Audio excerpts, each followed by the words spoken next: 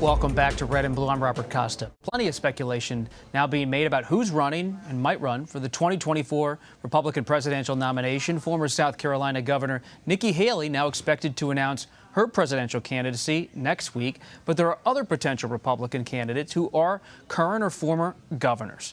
Joining us now is CBS News political director Fin Gomez and political reporter Aaron Navarro. Great to have you both here. Fin, we'll begin with you.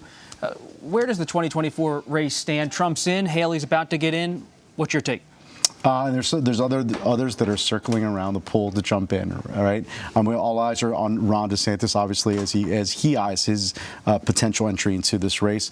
And you're talking about governors. We're watching Glenn Youngkin. We're watching Kristen Nunu, of course, from New Hampshire. Chris Christie, the former governor of New Jersey. There's Brian Kemp from Georgia just put out that PAC video today. A lot of interest, a lot of activity. Next week, it seems to be the start of a new phase of this race. A lot of names. Aaron, where are they going?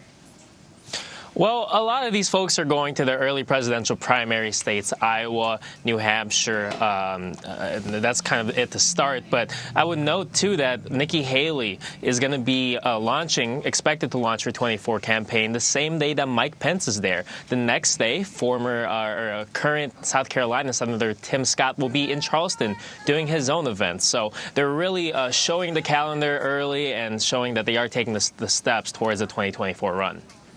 What does Haley, Aaron, where does she fit in this Republican race? For Nikki Haley, supporters of her and her team talks about her experience working both in the domestic sphere as South Carolina's governor, as well as her experience as the United States ambassador to the United Nations. They say the combo of that is something that a lot of the field maybe does not have, and they also point to her identity and who she is. She is the first Indian American governor in the state. She could be, she's running to become the first woman president. So they say that Nikki Haley is in that tier one of candidates when you look on her paper, on resume in terms of the 2024 field. And Aaron, a quick follow-up. What about the governors today in Washington? What have you learned?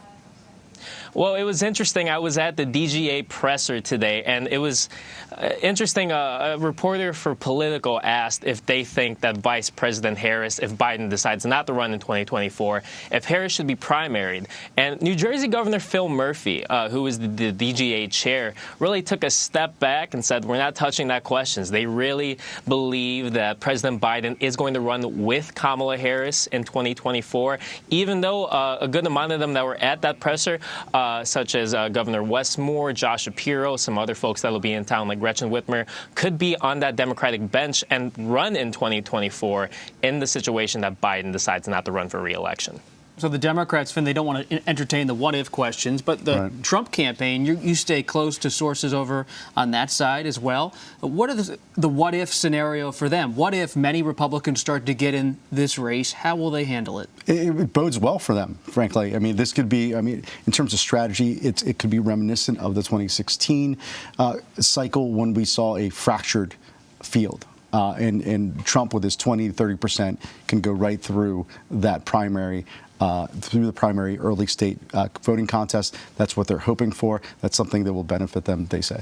But a lot's changed in the past near decade since Trump started coming back on the political scene around 2013, 2014. Absolutely. Do they really have the expectation they can win the nomination this time? It is a completely different cycle, and there wasn't, Ron DeSantis. He was not running in 2016. There's other contenders and hopefuls who are running or about to run or considering a run who make this race different. It's a different scenario. He's been twice impeached. All these things have happened since then. Of course, January 6th, 2021.